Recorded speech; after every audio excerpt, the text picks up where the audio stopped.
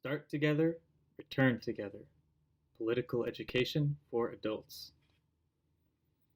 Militant Kindergarten is a multi-month study of a text called Social Anarchism and Organization, written by the Anarchist Federation of Rio de Janeiro, FARJ.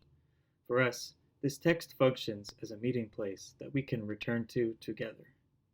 Like a cabin in the woods, it's a specific station that we revisit every year, taking new people with us each time we make the journey. By starting and returning together, we're specifically trying to reinforce the importance of militancy in our movements. But we also want to teach people about Especifismo, an anarchist current that comes from Latin America. At the Center for Especifismo Studies, we do not mean to convert people to our current of anarchism. We consider Militant Kindergarten a grouping of tendency, what we call the tendency to learn. And we're very clear from the beginning that this is just a seminar. Everything we learn through study and dialogue still has to be applied in our real lives.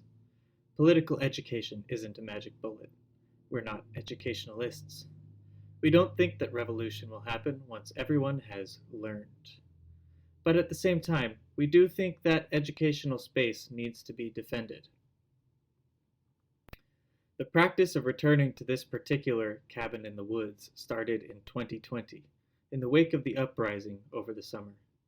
There was a serious problem of burnout that people weren't adequately addressing.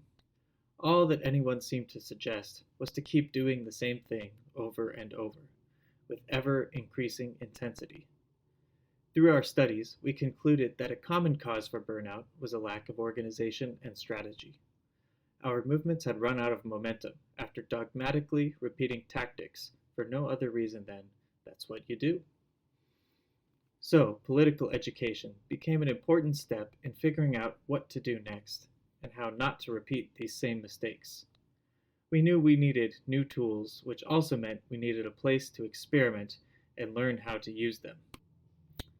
The Center for Especifismo Studies provides people from different places the chance to get together to study and learn. We defend non-urgent spaces where you can pause, listen, and discuss a topic.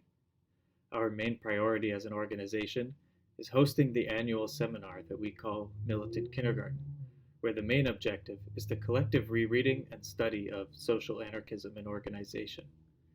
We use this text for militant formation because it's a comprehensive introduction, not only to the Especifismo anarchist current, but also to social anarchism more broadly.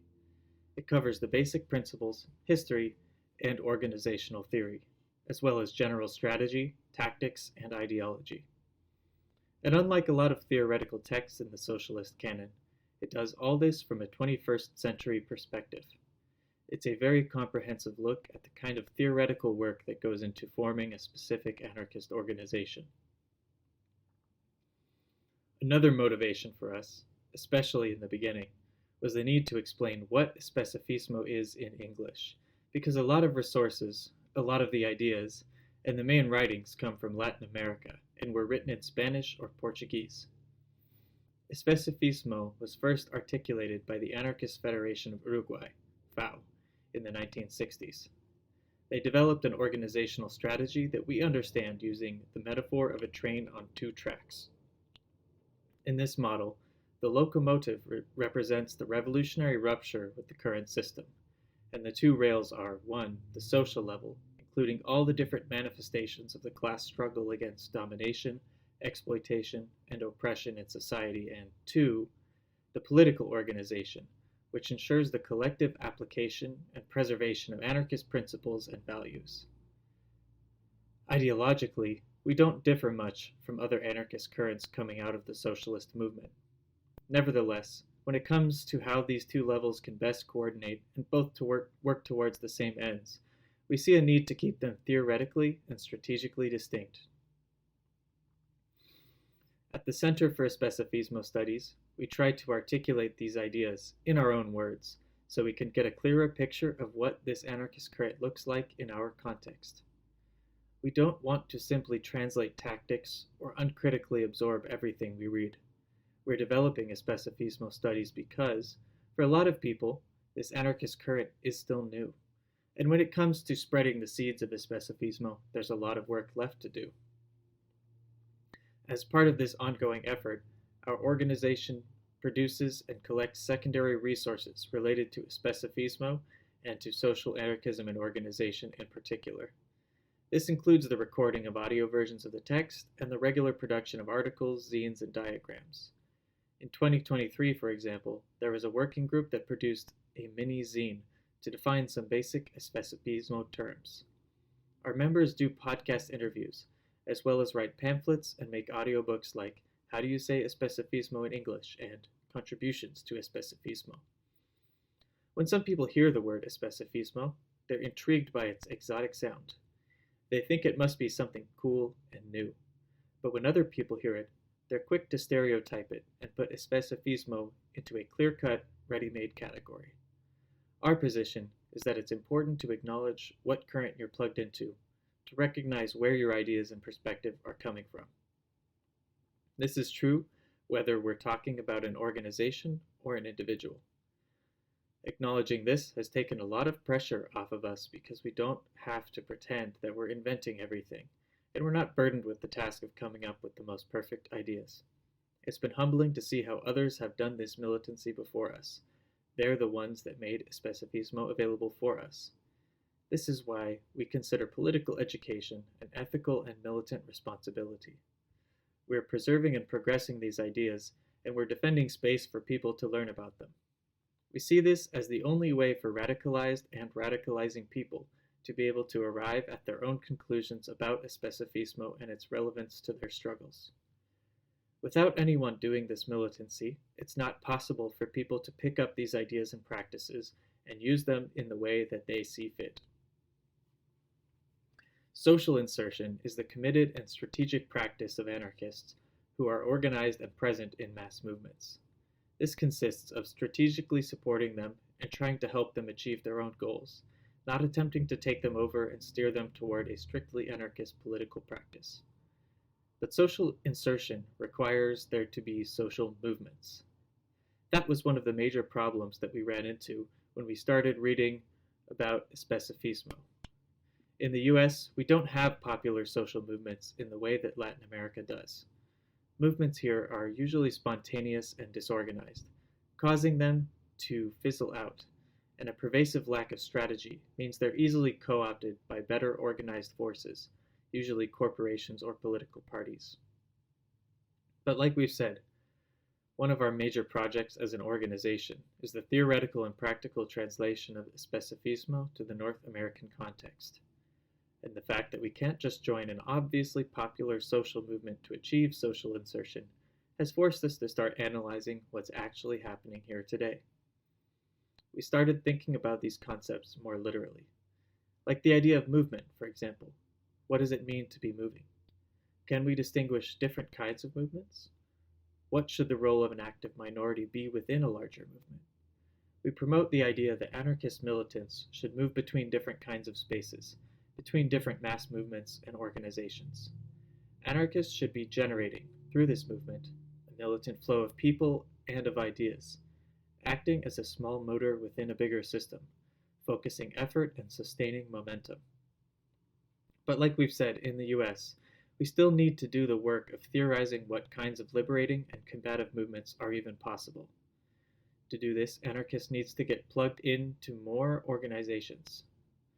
We need to have skin in the game so that our ideas will have more trusting outlets, and anarchism can become an effective tool for keeping the momentum in these spaces from dying out. Revolutionary politics must be dynamic. They have to stay on the move. So, anarchism needs to be a relentless and uncompromising form of movement. We can't allow our ideas to become immobilized at a single station or in just one organization. We must constantly work to insert militant ideas, commitment, and ethics into popular spaces that we're not familiar with yet, and they may not be easily convinced of combative tactics.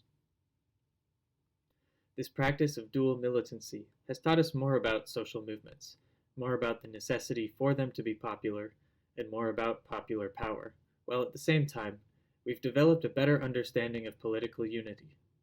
During Militant Kindergarten, we ask what it means to have unity of strategy, and we address why theory still matters, even if we're organizing to do direct action. This points back to the idea of the train on two rails. We see the social and political levels as developing on independent cycles. It's the political practice of anarchists through social insertion that connects and coordinates them, like railroad ties stabilizing train tracks. Social movements don't last forever. There are ebbs and flows in every struggle, and when we're talking about a massive popular organization, we should expect even more uncontrollable and unpredictable fluctuations. While it's clear that a lot of committed people will only ever engage militantly on the social level, unconcerned with political organization or strategy, after a particular moment of conflict or battle has played out, we all agree that something needs to endure. This is why the political level should function on a different cycle, allowing it to preserve and push forward the energy coming from the social level. This is the idea of the small engine, and it goes back to the fact that Militant Kindergarten is an annual thing. In the winter, there's not a lot to do, so it made sense to develop a seasonal pattern of returning to this educational space. For 15 weeks, the people who do still have capacity, the people who are attempting to stay active through winter, combine forces to keep that little bit of movement going.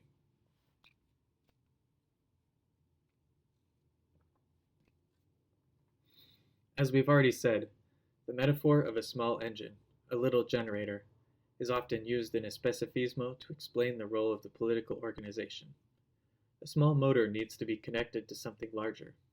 In practice, we've already found that educational militancy is particularly effective at generating movement on both tracks. Opening this space to radicalized and radicalizing people facilitates more movement between the two. By studying the importance of political organization with people who have never been in that kind of org before, we all learn about new ways to approach revolutionary politics. On top of that, Militant Kindergarten presents a strategy of mass movements to people who may be radicalized ideologically, but aren't currently present on the social level. Everything mixes together in this formative space, allowing us to build trust as a learning community. Obviously, there's a need for operational security practices, but secrecy and clandestine tactics don't replace or get around the need for mass movements and social revolution.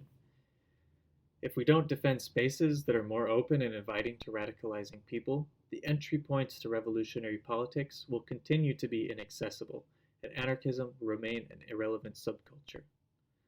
Many Latin American groups refer to the problem of anarchism becoming ghettoized, separated from the popular organization of society. We agree that something's wrong strategically if the only way that someone can learn about anarchism is if you know someone who knows someone. We've also witnessed the loss of what Black Rose Rosa Negra, BRRN, refers to as organizational muscle memory. We live in an atomized society of isolated individuals. Organizing seems mysterious to us because it's not a normal practice, and grouping together to collectively manage our priorities and objectives is not something that happens effortlessly.